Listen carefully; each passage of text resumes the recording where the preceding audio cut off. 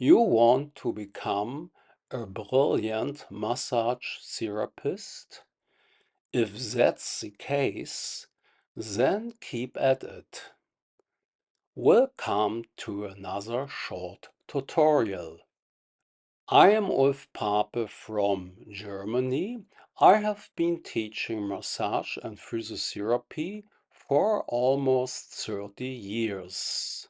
Today it's all about the diagonal traction pull.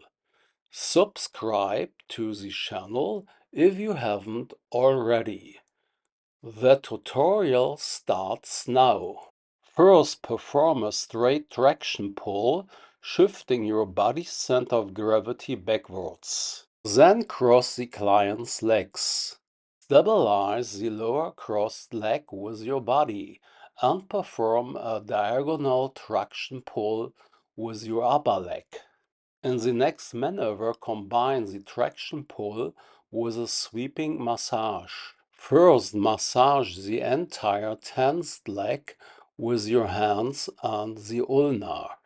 Then melt your fingertips into the tissue. Cross out wide joints and then focus on the iliotibial tractus.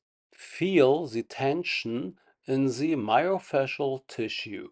Work very slowly in the areas of greatest tension. Now you also integrate the fibular muscle groups. Work upwards and downwards at the same time.